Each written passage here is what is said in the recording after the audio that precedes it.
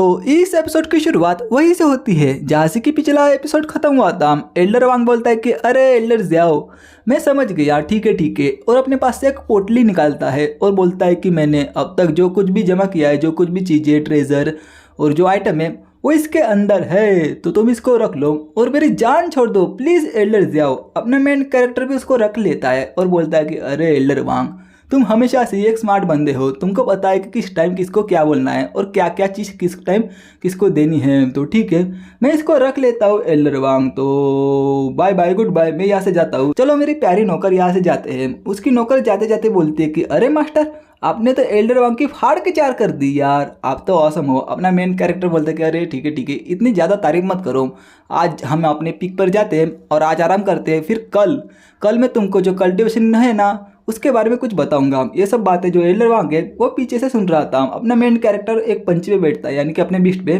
और बोलता है कि ठीक है एल्डर वांग, तुम अपना ध्यान रखना, तो हम चलते हैं। ये बोल के वो वहाँ से निकल जाता है। ये बात सुन के एल्डर वांग की जल जाती है, उसको बहुत ही ज़्यादा गुस्सा आता है। वो बोलता है कि एल्डर ज़ियाओ के बच्चे, आज तो तू बच गया, लेकिन कब तक बचेगा। और फिर चिड़चिप होता है। हमें जो सातवां पीक है अपने मेन कैरेक्टर का, वहाँ का सीन दिखा जाता है जहाँ पे मेन कैरेक्टर एक कमरे में बैठा होता है। एल्डर वांग की पोटली खोलता है और बोलता है कि अरे यहाँ पे तो बहुत सारी चीज़ें हैं और यहाँ पे तो ज़्यादा करके जो पिल्स हैं वो भी गोल्डन कोरल लेवल के बंदे इसको इस्तेमाल कर सकते हैं, लेकिन इसकी क्वालिटी थोड़ी एवरेज है, इतना कुछ खास भी नहीं है। लेकिन यहाँ पे ह्यूमन ग्रेड और मिस्टिकल ग्रेड के आइटम भी है।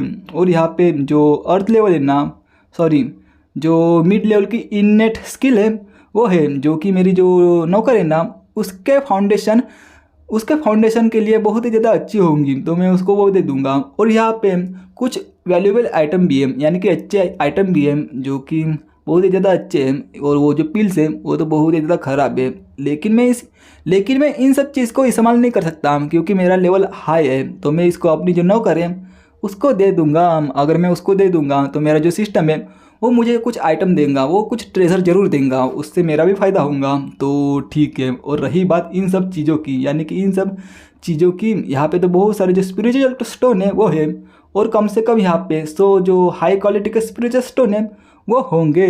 तो मुझे लगता है कि जो एल्डर वांग है उसने बहुत सारा पैसा, बहुत सारे स्पिरिचुअल स्टोन यहाँ पे छुपा के रखे थे। तो अगर मैं सोचूं तो इतना काफ़ी होगा एक घर बनाकर वहाँ पे आराम से अपनी ज़िंदगी बिताने के लिए, लेकिन मैं कैसे करूँ। तभी वहाँ पे आती है उसकी नौकर और बोलते हैं कि मास्टर, आपने कहा था कि 2 घंटे बाद यहाँ पे आने के लिए, क्योंकि आप मुझे जो कल्टिवेशन है उसके बारे में बताओगे। अपना मेन कैरेक्टर बोलता है कि ठीक है, तुम अंदर आ जाओ और मेरे पास आके यहाँ पे बैठ जाओ। फिर वो भी बैठ जाती है। फिर वो उसको बताता है कि जो कल्टिवेटर का जो रिलम है वो लो टू हाई इसमें अलग अलग होते हैं, और यहाँ पे टोटल 10 रिलम आते हैं, जिसपे आता है पोस्टेंटल। यार ये मैं गलत प्रोनाउंस कर रहा हूँ तो मुझे कमेंट बॉक्स में जो करेक्ट कर देना, क्योंकि मुझे इसका जो प्रोनाउंसिएशन है वो ढंग से नहीं आ रहा। दूसरी पे आता है इननेट, फिर आता है क्यूआई कंडीशन, फिर आता है फाउंडेशन इस्टेब्लिशमेंट, फिर आता है गोल्डन कोर जहाँ पे कि अपना मेन कैरेक्टर है, फिर आता है नॉनसेंस सोल, फिर आता है रिवर्सियन, फिर आता है इंट्रीगेशन, फिर आता है महानाया, और उसके बाद आता है सबसे लास्ट में आता है ट्रेबुलेशन ट्रांसिडेंट। फिर मेन कैरेक्टर बोलता है कि हर रिलम में छोटे छोटे 10 रिलम होते हैं, और सबसे जो पहला रिलम है पोस्टनेटल रिलम, वहाँ पे अपनी जो क्यूआई और जो ब्लड है ना उसकी पावर सिमुलेट होती है, एक जगह जमा होती है, जिसकी वजह से तुम्हारी जो बोन्स है, जो हड्डियाँ हैं वो हार्ड हो जाती है, और साथ में स्किन भी, और जिसकी वजह से तुम्हारी जो फिजिकल स्ट्रेंथ और जो फिटनेस है वो इन्हेंस हो जाती है, वो बढ़ जाती है। और दूसरे रिलम में, यानी कि इननेट रिलम में, जो तुम्हारी क्यूआई और जो ब्लड है ना वो बदल जाती है इंटरनल स्ट्रेंथ में, जिसकी वजह से तुम्हारी जो टेक्निक्स और जो बॉडी की जो डिफेंस है वो इन्हेंस हो जाती है, वो बढ़ जाती है। और अफवाह है कि अगर कोई बंदा ट्रेजिडेंट रिलम में पहुंच जाए तो वो ट्रांसफ़र हो जाता है इमॉर्टल में, यानी कि इमॉर्टल बन जाता है और वो इमॉर्टल्स की दुनिया में भी चला जाता है। लेकिन ठीक है उसको छोड़ो। मैं तुम्हें आज जो इननेट रिलम की जो स्किल है वो सिखाऊंगा, तो तुम सीखने के बाद उसको प्रैक्टिस करना और अपना बेस्ट देना। वो भी बोलते हैं हाँ मास्टर। फिर वो उसको सिखाने लगता है और बोलता है कि सबसे पहले तुम अपना जो इनसाइड है उसको बढ़ा देना, उसके बाद तुम 1 वीक तक, यानी कि एक हफ्ते तक इसकी प्रैक्टिस करना।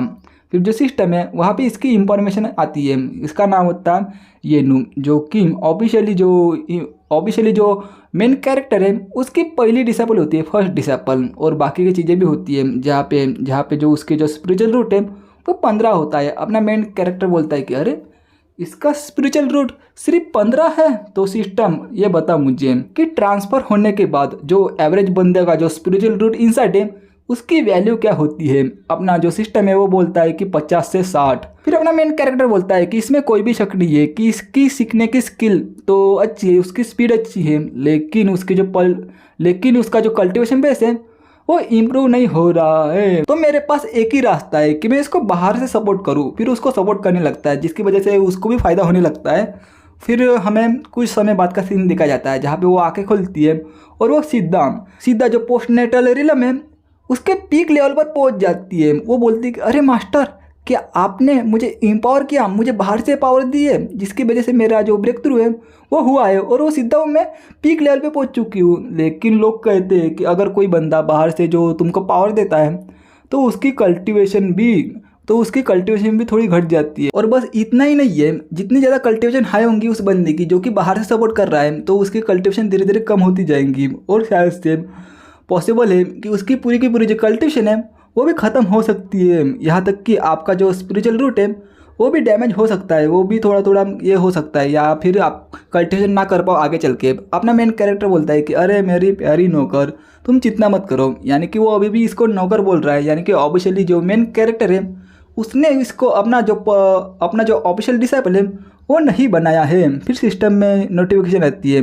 कि आपने टोटल 100 दिनों की जो कल्टिवेशन है वो अपने डिसेबल को दी है, जिसकी वजह से आपको उसका 5 गुना ज़्यादा कल्टिवेशन रिवॉर्ड में मिलता है। यानी कि टोटल 500 दिनों की कल्टिवेशन आपको मिलती है। अपना मेन कैरेक्टर बोलता है देखा मैंने उसको 100 दिनों की कल्टिवेशन दी जिसकी वजह से मुझको 500 दिनों की कल्टिवेशन मिल गई, ये तो और भी ज़्यादा अच्छा। फिर अपना मेन कैरेक्टर एल्डर वांग की जो पोटली है वो निकालता है और बोलता है कि हाँ ये सब तुम रख लो, तुम्हारा जो मास्टर है वो पहले गरीब था, वो तुमको कुछ दे नहीं सकता था, लेकिन आज मैंने तुमको अपना जो ऑफिशियल डिसेबल है वो बना लिया है, तो तुम ये सब रख लो। वो जो उसकी नौकर है यानी कि अभी ऑफिशियली उसकी डिसेबल बन चुकी है, वो बोलती है कि मास्टर ये सब मेरे लिए है क्या, आपका बहुत बहुत शुक्रिया। फिर सिस्टम से एक नोटिफिकेशन आती है कि होस्ट ने अपने डिसेबल को तीसरे लेवल की एक स्मॉल रिफाइंड पिल दी है और सेकंड लेवल की जो एसेंस कंडीशन पिल है वो भी दी है। तो आपको इससे यानी कि आपको इसका 15 गुना ज़्यादा रिवॉर्ड मिलता है और आपको चौथे लेवल की